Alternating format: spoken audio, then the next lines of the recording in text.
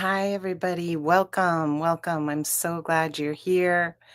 Thank you for joining me for Why I Fight for the Collective Safety and Freedom of All Women.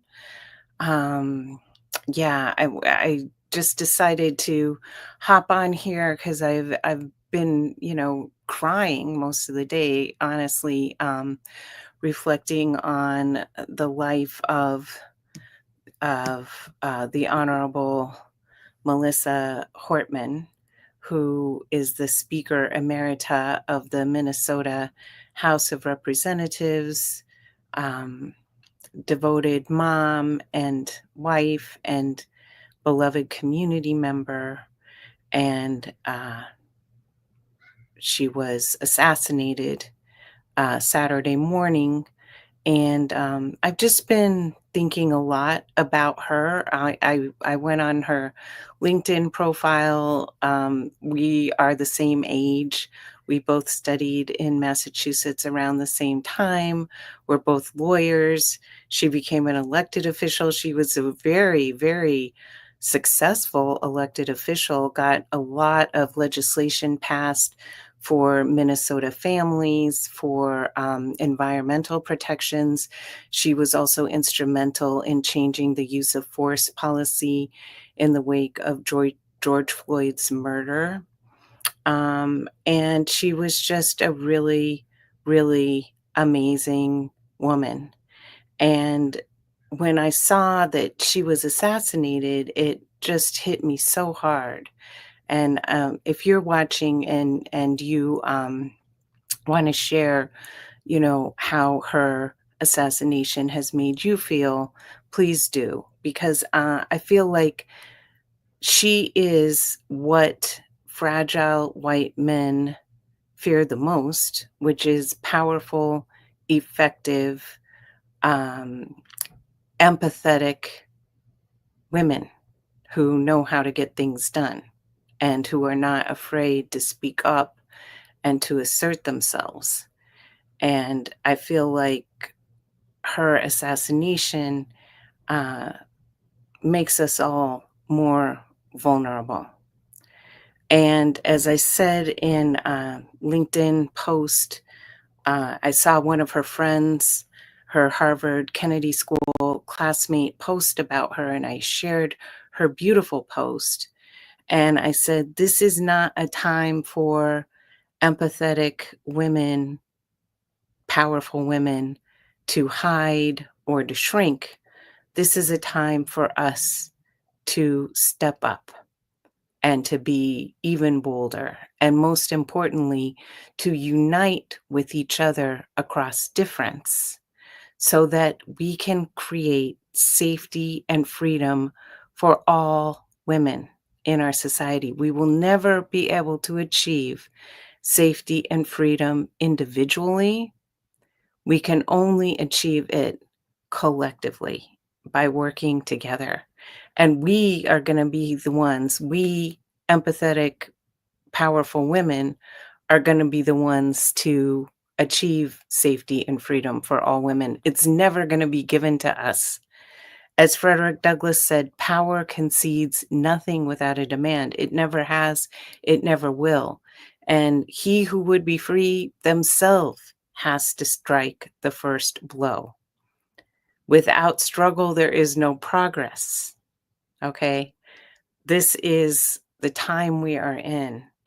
And I encourage you, if you're watching this, if you care about this, please do seek me out. Please DM me. I'll be sharing a little bit more about the program I'm offering for white women this summer, and I'd love for you to join us. We are starting on June 23rd, so please DM me and get the deets on that as soon as possible. And if you are joining us here, please post in the comments who you are, where you're joining us from, and what's on your mind as you reflect on Melissa Hortman and the times that we are in. So I have a question for you. Do you feel safe? Do you feel free? I feel with each passing day less safe, less free. I live in San Francisco where there's now surveillance cameras everywhere. I've always felt safe and free in San Francisco. I moved here from New York City where when you walk down the street, you're constantly catcalled and constantly sexually harassed in the streets, on the subway. When I came to San Francisco, no one does street harassment here. It's very unusual. And I've always felt incredibly safe and free walking down the streets. But recently, there's cameras everywhere, there's Waymos everywhere. Literally, are folks familiar with what a Waymo is? It's the car that doesn't have a driver. It has like a whirling top that's a camera going around and around and around, and it is a driverless car. And now in Texas, they just introduced driverless semis. Yeah, this is here in San Francisco, we see it all the time. So I don't, it becomes normalized to me. But I know that in other parts of the country, this is not present yet. We also have so many guys on scooters, and I say guys because they are mostly men driving scooters who are food delivery people. And this is a very recent phenomena. I would say this is in the past, since the pandemic, it really took off. People who make their living delivering food, and they're doing it on these little motorcycles that have these big um, uh, uh, refrigerator boxes or heat trapping boxes on the back where they put the food. So these are the things that are making me feel much less safe, as well as what is going on in our federal government. The ICE raids, they're not even uniformed. They're wearing T-shirts. They're showing up now with Marines. They're showing up with National Guard. They're going to swap meets and all kinds of schools and hospitals. Even a friend of mine, her son was in a car accident. He got taken to a hospital in Houston, and uh, there was an ICE agent posted outside of his room because his last name was a Spanish last name. So it is feeling increasingly unsafe, increasingly unfree, and we are moving in that direction strongly. I don't know if you saw, but today the Veterans Administration announced that it's okay that doctors no longer have to serve unmarried veterans. Basically, they kept the protections for the protected classes, but people outside of the protected classes, they can start to discriminate against. And I feel like this is exactly what fascism does. It starts with a certain group, immigrants, trans people, LGBTQ people. It dehumanizes and discriminates against them, and then it starts to expand to other groups. I saw a video of a woman who went to get her license renewed. She wanted to get one of those real IDs that you now need in order to fly on domestic flights. But because her birth certificate name and her married name were different, she was having all kinds of trouble getting her license renewed. And she ultimately decided to seek a license with her birth name, and they took her existing license and cut it up into pieces. So she's currently without a license while she tries to prove, and she needs to have now her husband sign something to document that she does, in fact, live where she does, because now she no longer has his last name. So it is creeping authoritarianism, and the violence, that this assassination is also designed to intimidate and silence us and make us more fearful. And I'm going to posit to you that the greatest thing we can do is not be fearful. The greatest thing we can do as women, the only path to preserving our collective safety and freedom is by uniting. And I'm going to share some slides and images in this live, and I'm going to share with you right now that some of them are very disturbing. Okay, I'm giving you a content warning. But I think it's really important for us to understand who pitted women in this country against each other and why they did it, and how generation after generation for 400 years, women, white women in particular, have perpetuated pitting women against each other. And that is why the United States is becoming increasingly unsafe and unfree for women, and why the path to our collective safety and freedom is through interracial sisterhood and solidarity. In 2018, a Thomson Reuters Foundation survey, they surveyed women's rights experts all around the world and asked them to rank the countries of the world in terms of which one is the most unsafe for women. And this, remember, is back in 2018. The international women's rights experts ranked the United States as the 10th most dangerous for country women globally and the only Western nation in the top 10. Now imagine, this is 2018. So this is when it was still the Brett Kavanaugh confirmation. It was the height of Me Too, et cetera, et cetera. Okay. Back then, US ranked 10th most dangerous for women. Imagine where we are now, now that the Supreme Court has overturned Roe versus Wade, now that women throughout the United States, I can't remember the exact statistic, but a third of women, I think it is, cannot access reproductive health care. Women are literally bleeding out in emergency room parking lots because the doctors inside won't care for them. There is a Black woman who went to the emergency room. She was pregnant. She went to the emergency room complaining of a headache. They dismissed her, gave her some aspirin, told her to go home. She was later readmitted to the hospital, is now brain dead, and they are preserving her body, her comatose body, because she is pregnant. And the Georgia anti-abortion laws, the doctors don't want to respect the wishes of her family, that um, she be allowed to pass. Okay.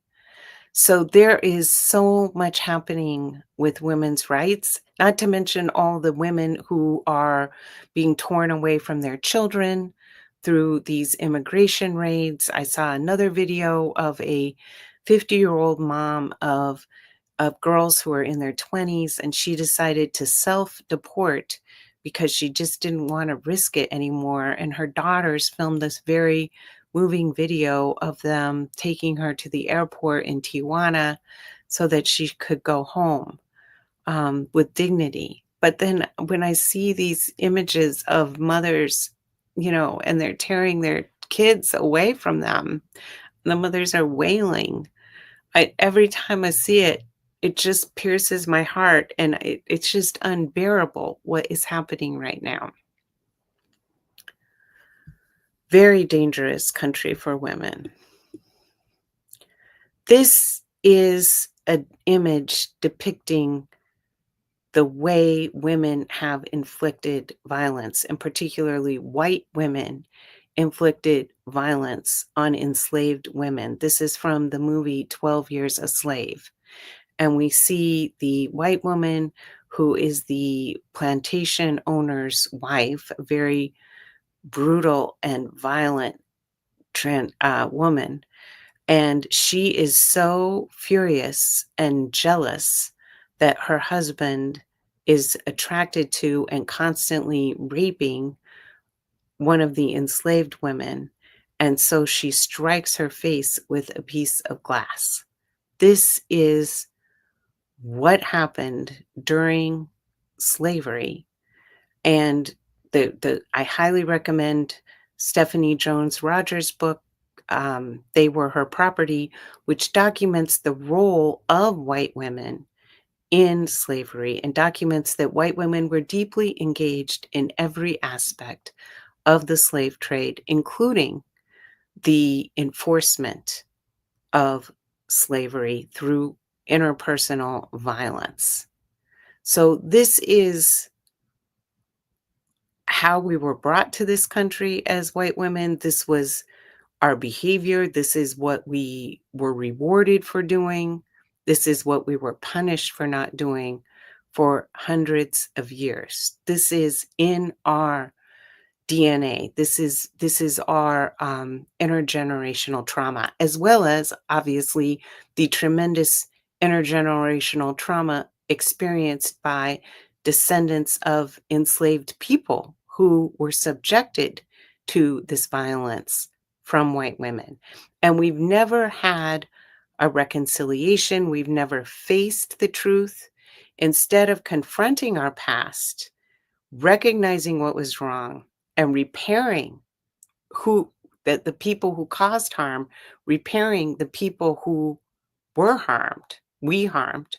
We've never had that in our country. Instead, we have textbooks that make it sound like slavery was very humane, and that the South believed in states' rights, and erecting statues of Confederate soldiers in all kinds of public spaces. And it was indeed white women who got those textbooks written, who got those statues put up, who raised the money for all of that to assert white dominance throughout the South.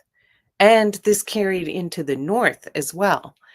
We'll share a little bit about that in just a minute.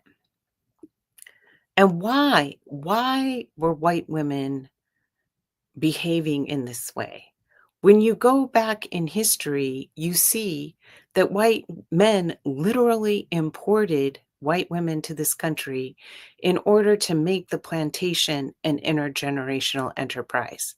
They knew that they needed to have white women to run the plantation while they were off doing things like fighting the Revolutionary War or writing the Declaration of Independence. They needed to have an extra set of eyes and ears on the plantation to police it. Okay. The other thing, they needed to have white kids so that it would be very visibly evident who was in charge. That is literally why they brought white women to this country. And you see in this image, these are the tobacco brides. So this is from Jamestown, at the same time period when the first ship of enslaved people came to they were kidnapped from Africa and brought here by white men. In that same year, 1619, white men imported a boatload of white women from England, and they called them tobacco brides because they paid for their passage in tobacco. And the women arrived and they did kind of a round of speed dating, and then they met their partner, and then they got married off. And at that time, white women, when we got married, we ceased to be a human being. We literally became our husband. Everything we owned became his. He was in charge of all the decisions. We couldn't enter into any contracts without his permission, but we could own property before we got married. And this is how they brought together the laws of property, marriage, and slavery. And that became what that they would will, the plantation owners would will the enslaved people to their daughters and the land of the plantation to their sons. It was a whole system. But bottom line, this is how white women came to be who we are. And we see the exact same patterns in the workplace today, where there are white men in charge and the white women report to them and are like the enforcers of what the white men say on everybody else. and oppress everybody else, but never reach full sharing of power with the white men. That is not part of this system. And the white women who do rise in power, like the Honorable Melissa Hortman, become the target of brutal, brutal attacks. In fact, white women who disobeyed, who did not align with the expectations of the patriarchy, were hung in public displays of violence or burned at the stake, called adulteresses. I remember so much when I was in junior high school, I was in a great books reading group and we read The Scarlet Letter. And I was like, what the hell? This is terrible. Who does this? This is so violent. This is our history. This is, unfortunately, white people come from people who are incredibly violent and hateful to each other and use all different forms of violence to dominate and accumulate wealth and power and keep everybody in control. And it's a lifelong work. As a white woman myself, I continuously have to work on healing from my intergenerational trauma so that I do not continue to perpetuate this violence onto others. And we see here in 1954 what this looked like with Carolyn Bryant and Emmett Till. So Carolyn Bryant accused Emmett Till of touching her, catcalling, whistling at her inappropriately when he came into the store in her small town in the Mississippi Delta. And her husband and his brother kidnapped Emmett and brutally, brutally, brutally attacked him and killed him. And the husband and the brother were acquitted, and it was all based on Carolyn's testimony that Emmett had been inappropriate to her. Carolyn just died like a year ago, but Emmett died at the age of 14, his mother's only son. His mother, Mamie Till, loved her son so much and mourned him every single day of her life, opened his casket at his funeral so that the world could see what Carolyn Bryant had done to her son. And this was a major turning point in the civil rights movement. And thank God for the civil rights movement. Thank God for courageous women like Fannie Lou Hamer, who said, none of us are free until all of us are free, and testified to the US Congress at enormous personal risk, suffered enormous violence, a hysterectomy, all kinds of brutality for speaking up and trying to register people to vote. Because of the courage of Black people, that is how white women got our rights, okay? It was the civil rights movement that led to protections for discrimination against women that I myself am the first generation to have those rights secured. I grew up believing I could do anything. I could become president. I could do anything because I had the full rights alongside everybody else. But then over time in my life, I feel like we made progress for a while, and now we are going sharply, sharply downward. What were white women doing? Instead of saying, thank you, Black people, thank you so much for securing rights for us, we were opposing. Not all of us, but many of us, far too many of us, were opposing efforts at equality. We're opposing the integration of our schools. And this was true not only in the South, this was true in the North, in California, all throughout our country. Vehement opposition to sending our kids to the same schools as Black children, which led to, the development of a lot of private schools here in San Francisco. We have one of the highest rates of people sending their kids to private school of any place in the country, and it's rooted in racism and this desire to perpetuate the benefits of whiteness to our children, to our families, that is such a big part of so many white women's lives. And this is to everyone's detriment. If we would instead link arms with women of color, see them as our equals, we could have a society where everyone could thrive. So, why should you believe a white woman named Karen talking about interracial sisterhood? Very good question.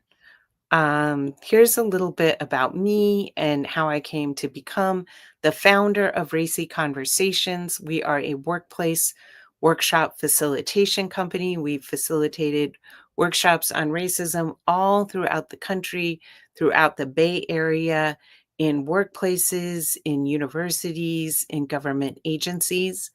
And in 2017, I founded the Interracial Sisterhood Coalition because I saw a need for a space outside of the workplace where women could meet each other, listen to each other's stories across difference of age, race, um, sexuality, trans women, men, welcome. Everyone who supports interracial sisterhood, welcome in our space, and hosted beautiful evening events that led to online cohorts and learning opportunities that led to retreats.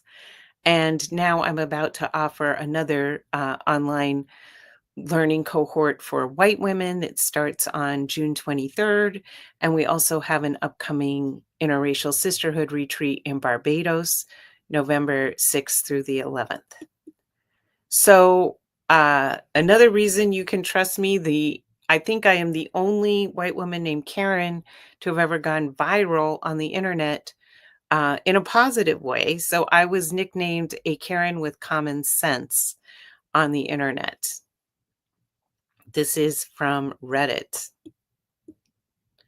And you may have seen my 2018 No More Permit Patties video that came out in June of 2018 and has been viewed 7 million times, where I'm calling out white women for calling the cops on Black people for inane reasons. So, how did I come to have this understanding? And I've also been reflecting a lot about my father, who you see in this picture, and how my father had, some challenges, but overall, he was a feminist man. He was a man who deeply loved and respected my mother, and who did 50% of the housework, a lot of the care work.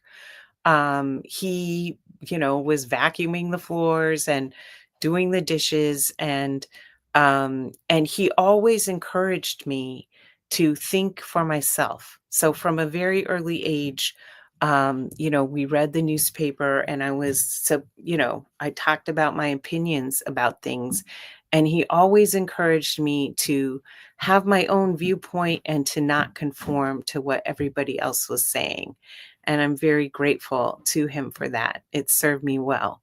He also supported my mother. So, my father was an alcoholic, and he became disabled, and thrust my mother, who had quit her job in order to adopt my brother and me, into becoming the breadwinner. And she actually went and got her master's degree so that she could get a higher paying teaching job. Only when she started to apply for these teaching jobs as a older teacher with years of experience and a master's degree, the school district would have had to pay her more, and they would not hire her. she experienced age-based employment discrimination, and my father actually encouraged her to sue for age-based employment discrimination and supported her in that effort. Unfortunately, she did not prevail. It's very difficult to prove age-based employment discrimination, and that experience really decimated my mother's self-esteem and obviously impacted my family's well-being in terms of um, her compensation and our lifestyle.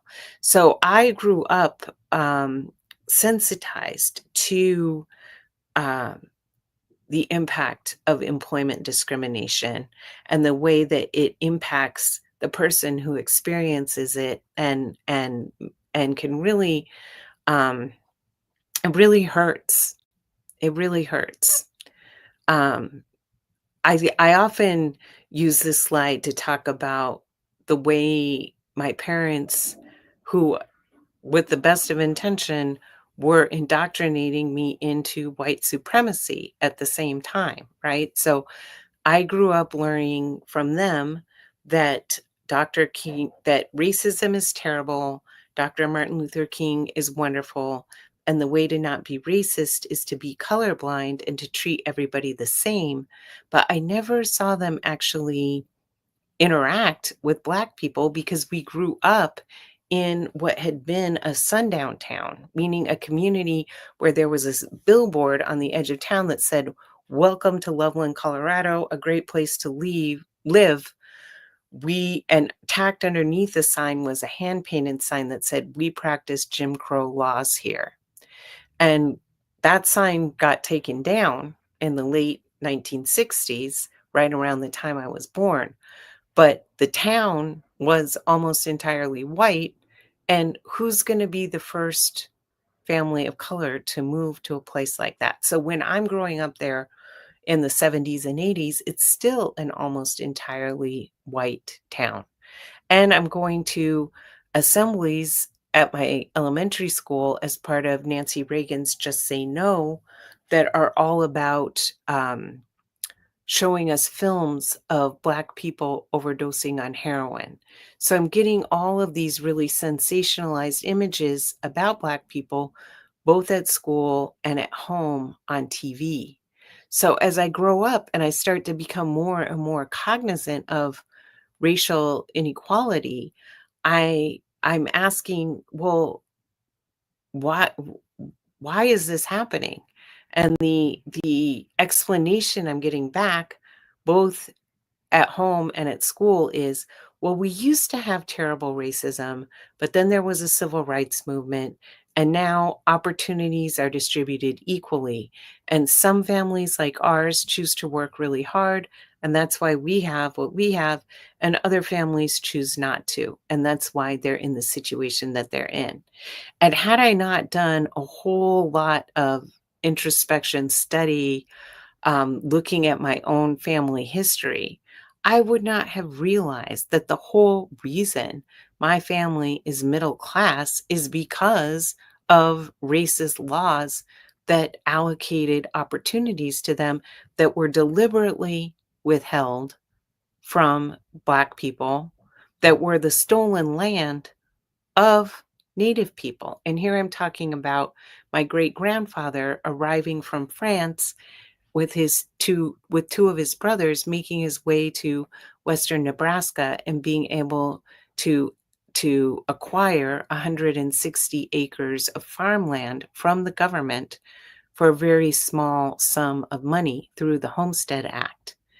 And like me, there are millions of white Americans who are descendants of Homestead Act land grant holders that allowed him to develop a successful farm. He got access to all kinds of training and resources to allow that farm to thrive. Of course, he did work very hard, but that opportunity was deliberately withheld. There were only a handful of Black people who were sharecroppers or were Homestead Act land grant recipients. It was almost entirely to white Protestant men like my grandfather, who were either immigrants or who had served in the Union Army. And that land was the traditional territory of the Cheyenne, Arapaho, and Kiowa people who, prior to my great-grandfather arriving there, militias of white men came through and committed genocide and pushed them to far off the survivors to far off reservations. That is the origin of my middle class status today. That land is still in my family's hands. It's where my mother grew up. It allowed her to get a college education, to become a middle class homeowner. It allowed me to get a college education, become a middle class homeowner. So I encourage you, um, as white people, it's very important that we understand how America's history, yeah, we may not have been slave owners, okay? I'm not sure on my father's side because they got here very early, um, and settled in Virginia and then eventually made over to Indiana. S but we have benefited from racist laws that allow us to live the way that we do now, as well as our parents may have taught us that racism is terrible, but they never showed us true anti-racism. They never showed us what it is to relate across differences equals or how to live in an integrated society. And if you're popping in here, please say hi. I'd love for you to comment and share your thoughts and reflections. We're talking about why I fight for all women's collective safety and freedom. So, unlike most white people, I'm very lucky in the sense that after growing up in an environment like that, I have spent my entire adult life living in cities, working in organizations where white people are the minority. So I spent 15 years in New York City, 10 years of which I worked for the City of New York Department of Youth and Community Development, that at that time had about 400 people on staff. And it was extremely diverse at every level of the hierarchy. And I was managing a team of about 20 people who were from 14 different countries. Almost all of my bosses have been women of color, and I had to learn how to show up in that space as a white woman, okay? Fortunately, my bosses were incredible role models and also gave me a lot of direct feedback on what I was doing poorly and what on my strengths. And through that, I learned by observing them and emulating what they were doing, how to relate across differences equals, not something that I learned growing up. And then I worked for a wonderful youth workforce development organization called Year Up. You see this photo here where I'm with two Year Up alumni, and through Year Up, that was when I really had to face my racism because I was a mentor to many young Black and brown adults as they began working in corporate America.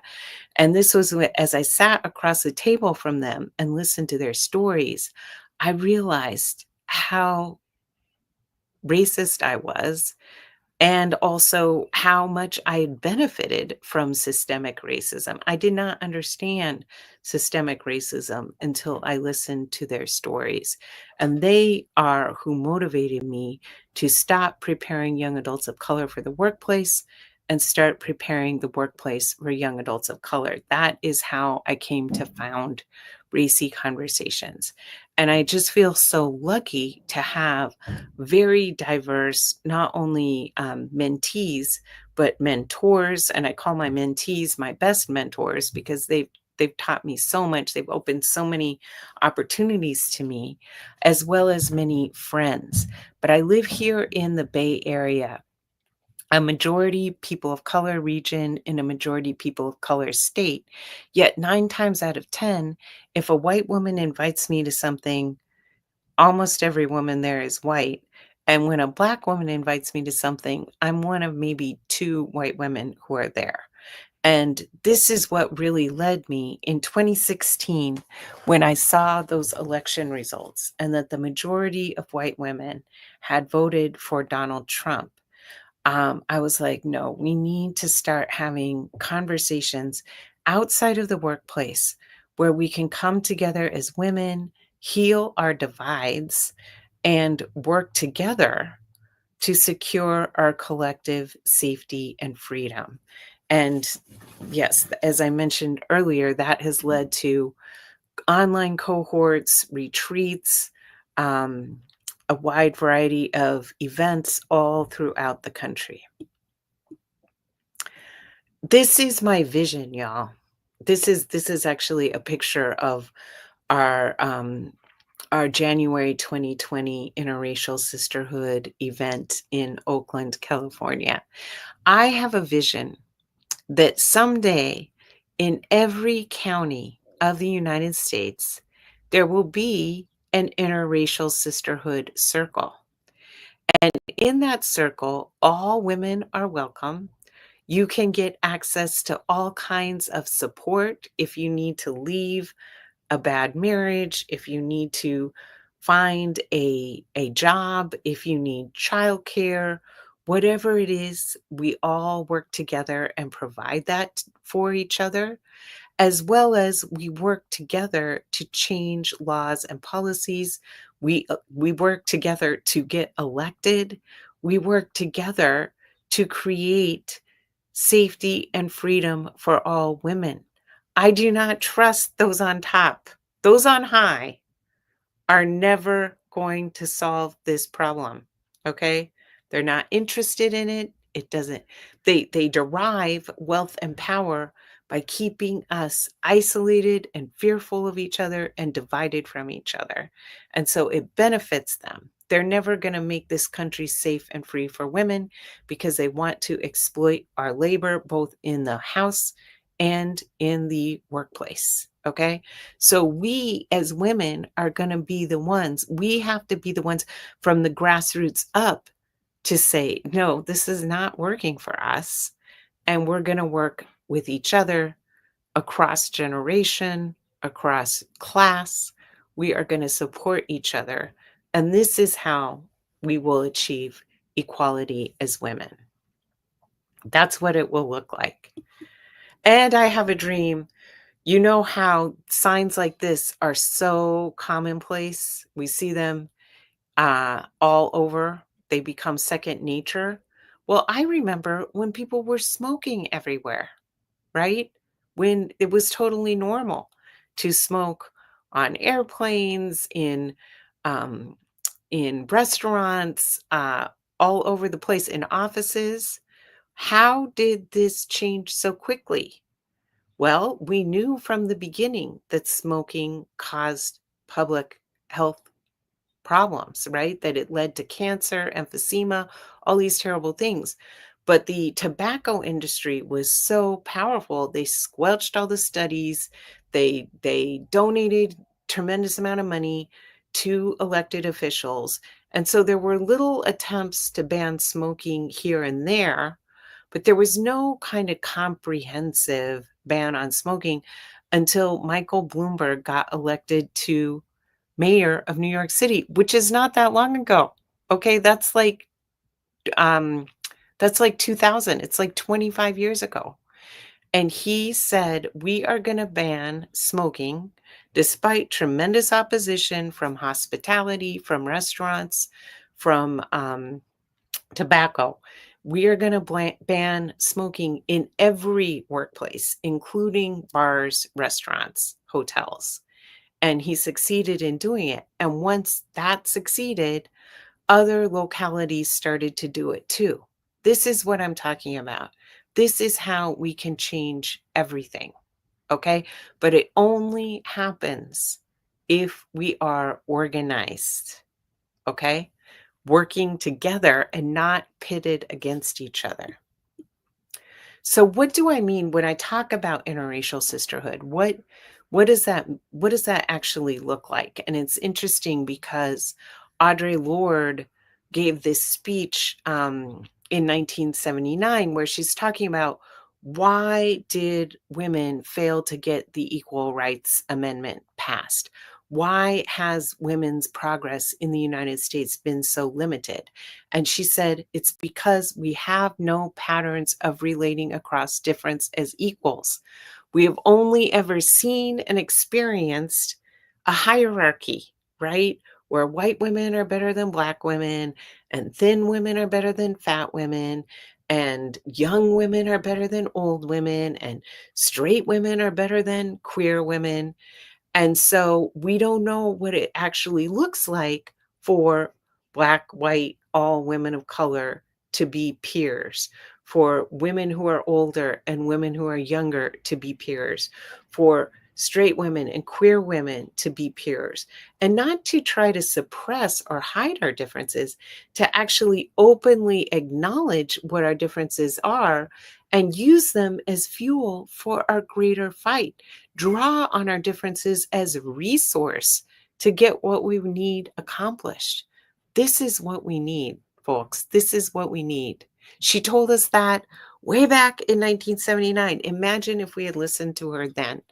But it's not too late to start listening to her now. In fact, it is imperative that we listen to her now. In fact, that's going to be the first reading for our next cohort, that talk she gave. It's called Age, Race, Class, and Sex, Women Redefining Difference.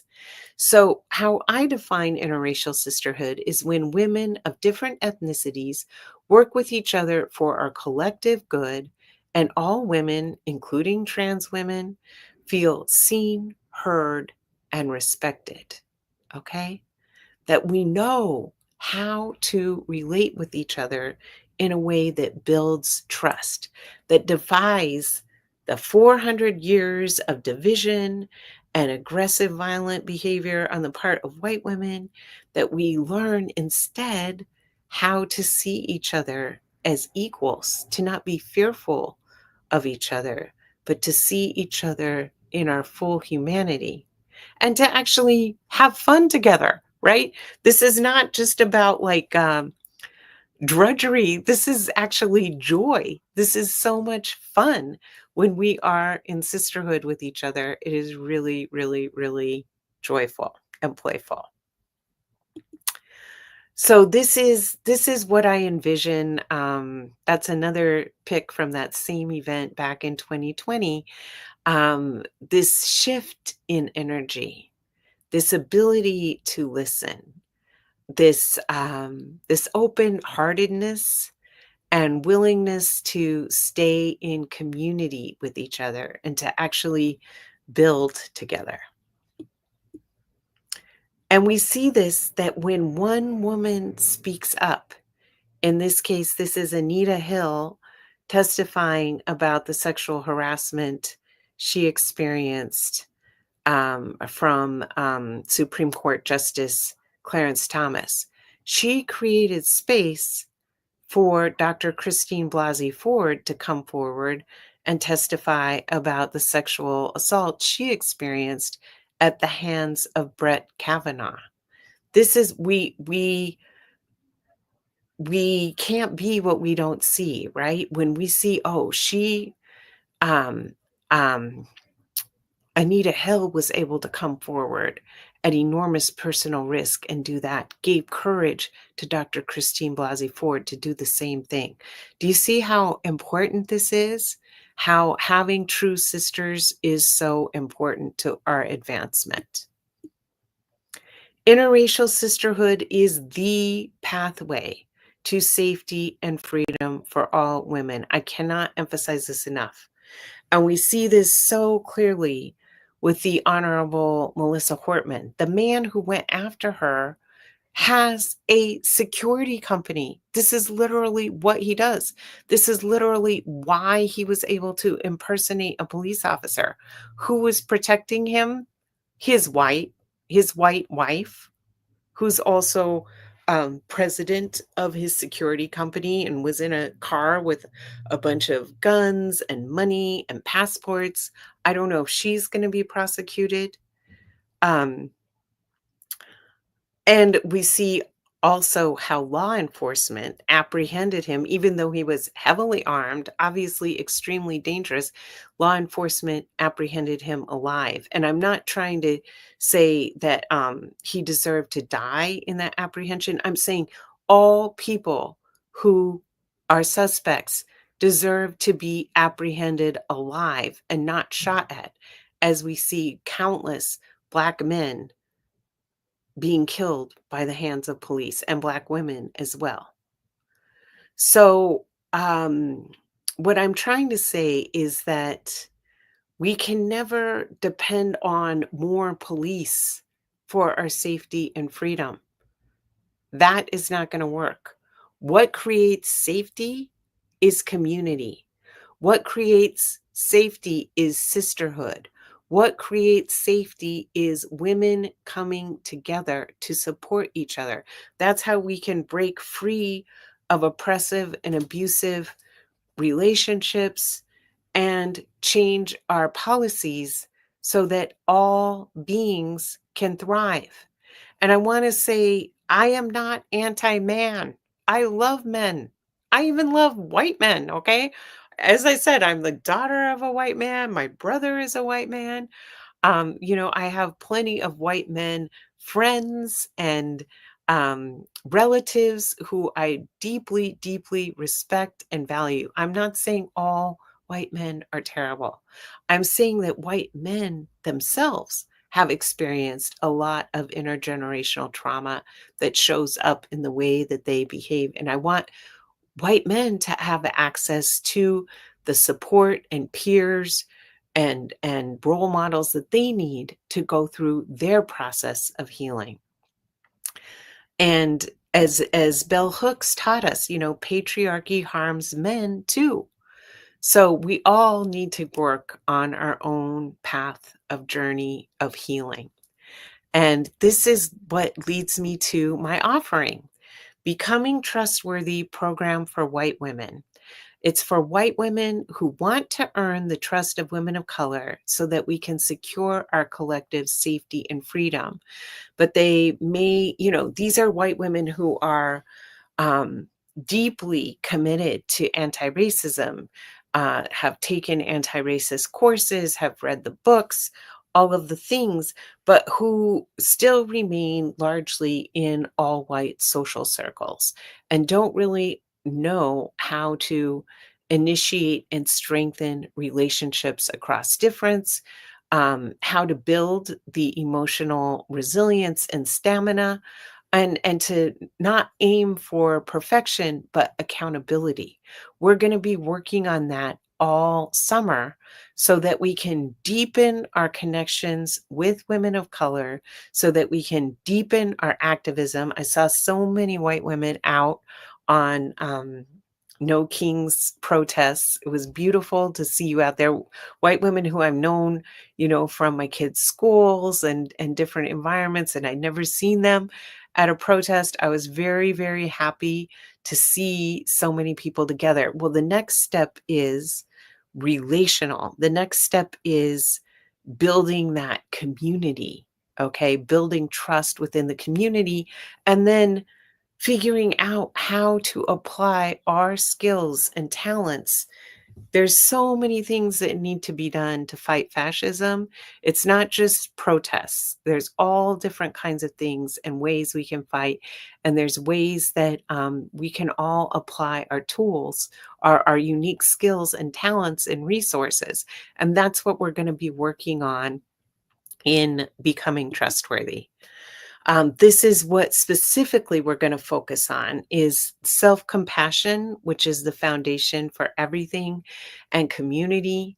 We're going to be unlearning a lot of that conditioning that I talked about earlier, how we've been conditioned to behave so brutally and be pitted against Black women, women of color in particular, and preserve the advantages of whiteness for ourselves. So we're going to be unlearning that and learning new patterns of behavior. What is it? How do we earn trust across difference? What does it look like to interact in a way that makes other people feel seen, heard, respected? What does it look like when we mess up to take accountability for the harm that we cause? This is what we'll be focusing on. And then building that resilience, the emotional stamina to stay in relationship and not disappear. This is what we'll be working on. And then we'll start to initiate and strengthen our relationships across difference. And we'll learn how to show up and come correct, as they say. Also, educating ourselves about the history and current context of issues so that we're not relying on women of color to educate us. All of these things we're going to be working on. And the white women who have signed up so far are fantastic. Such an incredible group. And I really want to encourage you to sign up. And so I'm actually extending a flash sale today, Monday, June 16th. DM me and I'll send you all the details for becoming a part of Becoming Trustworthy. And I just want to say thank you. Does anyone have any questions or anything, any comments they would like to add? Sometimes it's hard for me to see the comments on all three platforms because we're streaming on Facebook, on LinkedIn, and on YouTube. And I don't currently see any questions, but I'm not sure if we're capturing from all three platforms. But yeah, just DM me your questions, your observations. Thank you so much for tuning in. I really appreciate your attention. If this program isn't for you, but you know of a white woman who would benefit, please share this with her. Ask her to DM me, share this video with her. And yes, I love you all so much, y'all. I know this is a hard time. I mean, I just have been really going through it, y'all. But I do believe that there is a reason why you and me are on this planet at this particular time, and it is part of our divine purpose. And let's all work together. Let's get together and feel all right, in the immortal words of Bob Marley. Okay, on that note, I'm going to end this. Thank you all. Bye.